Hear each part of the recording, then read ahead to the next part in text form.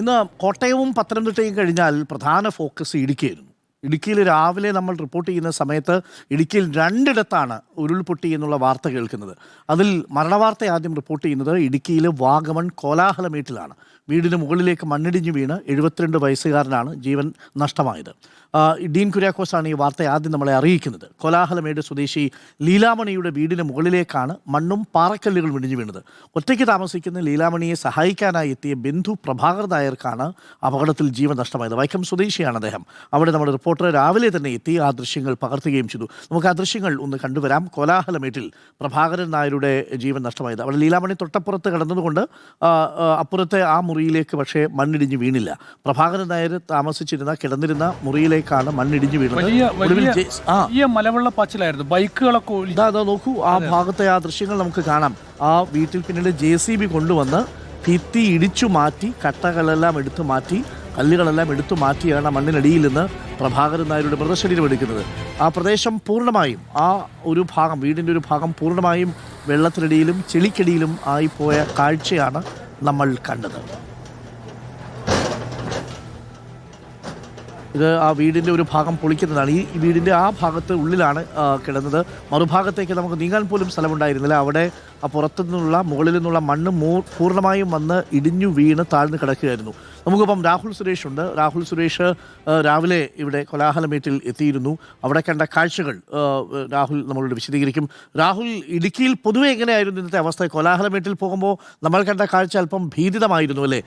വലിയൊരു ഉരുൾപൊട്ടൽ അല്ലെങ്കിൽ പോലും ചെറിയൊരു ഉരുൾപൊട്ടൽ, ഒരു ജീവനെടുത്ത വാർത്തയാണ് കണ്ടത്. അത്ഭുതമാണ് ലീലാമണി അവിടെ നിന്ന് രക്ഷപ്പെട്ടത് അല്ലേ?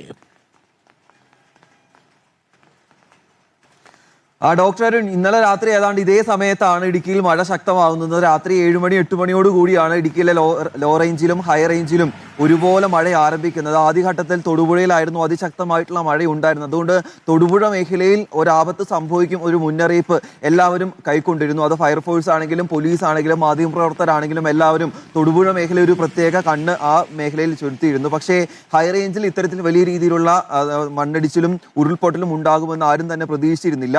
ഇന്നലെ രാത്രി ആരംഭിച്ച മഴ ഇപ്പോഴും തുടരുന്നു എന്നത് ആദ്യം തന്നെ എടുത്തു പറയുകയും ചെയ്യുകയാണ്. കോലാഹലമേട്ടിലെ കാര്യങ്ങൾ പരിശോധിക്കുകയാണെങ്കിൽ അല്പം വൈകിയാണ് അവിടുത്തെ വിവരങ്ങൾ പുറത്തേക്ക് വരുന്നത്. കാരണം അവിടെ റേഞ്ചിന്റെ ഒരു പ്രശ്നം ഉള്ളതുകൊണ്ട് തന്നെ കോലാഹലമേട്ടിലെ വിവരങ്ങൾ അല്പം വൈകിയാണ് പുറത്തു വരുന്നത്. പക്ഷേ വീടിന് മുകളിലേക്ക് മണ്ണിടിഞ്ഞ് വീണിരുന്നു, ഒരാളെ കാണാനില്ല, ഒരാൾ മണ്ണിനടിയിൽ കുടുങ്ങിയിട്ടുണ്ട് എന്ന വിവരം ആദ്യം തന്നെ പുറത്തേക്ക് വരുന്നിരുന്നു. കട്ടപ്പനയിൽ നിന്ന് രാവിലെ നമ്മൾ 4:30 കൂടിയാണ് ഈ സംഭവ സ്ഥലത്തേക്ക് പുറപ്പെടുന്നത്. പക്ഷേ ഒരു രീതിയിലും ഈ സംഭവ സ്ഥലത്തേക്ക് എത്തിപ്പെടാൻ പറ്റുന്നില്ല. അതാണ് ഏറ്റവും പ്രധാനപ്പെട്ട കാര്യം. കാരണം പോകുന്ന വഴിയിലെല്ലാം തന്നെ ചെറുതും വലുതുമായിട്ടുള്ള മണ്ണിടിച്ചിൽ ഉണ്ടായിരുന്നു. ഈ പ്രദേശങ്ങളെല്ലാം താണ്ടി ഏറ്റവും ആദ്യം നമ്മൾ എത്തുന്നത് ഏലപ്പാറയിലാണ്. ഏലപ്പാറയ്ക്ക് മുമ്പ് നമ്മൾ ചപ്പാത്തിൽ എത്തിയിരുന്നു. അവിടെ 2018 പ്രളയത്തിന് ശേഷമാണ് ചപ്പാത്ത് പാലത്തിൽ വെള്ളം കയറുന്ന സാഹചര്യം ഉണ്ടായത്. റോഡിലെല്ലാം ആളുകൾ നിൽക്കുന്നത് കണ്ടാണ് ആദ്യം നമ്മൾ വണ്ടി അവിടെ നിർത്തുന്നത്. അവിടുത്തെ വീടുകളിലെല്ലാം തന്നെ വെള്ളം കയറി, ക്ഷേത്രമെല്ലാം വെള്ളത്തിനടിയിൽ മുങ്ങുന്ന സാഹചര്യം ഉണ്ടായിരുന്നു. പിന്നീട് ഏലപ്പാറയിലെത്തി. ഈ കോലാഹലമേട്ടിലേക്ക് എത്തിപ്പെടുന്നതിന് പ്രധാനപ്പെട്ട വെല്ലുവിളി സൃഷ്ടിച്ചത് ഏലപ്പാറയിലെ വലിയ രീതിയിലുള്ള മണ്ണിടിച്ചിലായിരുന്നു. 3 മണിക്കൂറിന് ശേഷമാണ് അവിടുത്തെ റോഡിലേക്ക് പതിച്ച മണ്ണ് നീക്കം ചെയ്യാനായത്. അതിനുശേഷമാണ് നമ്മൾ കോലാഹലമേട്ടിലേക്ക് എത്തുകയും ചെയ്യുന്നത്. അവിടെ ലീലാമണിക്കൊപ്പമാണ് ഈ പ്രഭാകരൻ താമസിച്ചിരുന്നത്. ഒരാഴ്ച മുമ്പാണ് സഹോദരിയായിട്ടുള്ള ലീലാമണിയുടെ വീട്ടിൽ ഈ പ്രഭാകരൻ എത്തുന്നത്. പതിവുപോലെ രാത്രിയിൽ ഭക്ഷണം കഴിച്ച ശേഷം ഈ പ്രഭാകരൻ കിടന്നുറങ്ങുകയാണ്. അതിന് ഇടയിലാണ് ഈ വീടിന് മുകൾ ഭാഗത്തു നിന്നും വലിയ രീതിയിൽ മണ്ണിടിഞ്ഞ് വീടിന് പുറത്തേക്ക് പതിക്കുന്നത്. ഈ മണ്ണിടിഞ്ഞ് വീണത് ഈ റൂമിന് പുറത്തേക്കായതിനാൽ ആ വീട് ഭിത്തി തകർന്നു വീഴുകയായിരുന്നു. ആ ഭിത്തിക്കിടയിൽ കുടുങ്ങുന്ന സാഹചര്യമാണ് പ്രഭാകരന് ഉണ്ടായത്. അതിനുശേഷം 11 മണിയോട് കൂടിയാണ് JCBയുടെ സഹായത്തോടെ ആ മതിൽ പൊളിച്ചുകൊണ്ട് പ്രഭാകരനെ പുറത്തെടുക്കാൻ കഴിഞ്ഞത്. അത്രയും നേരം ആളുകളെല്ലാം തന്നെ രക്ഷാപ്രവർത്തനവുമായി രംഗത്തെത്തുകയും ചെയ്തിരുന്നു. അവസാന നിമിഷവും പ്രഭാകരനെ ജീവനോടെ പുറത്തെത്തിക്കാനാകുമെന്നായിരുന്നു പ്രതീക്ഷ.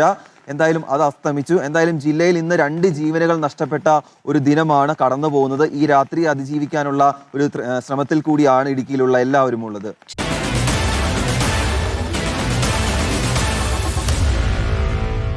Meet the editors.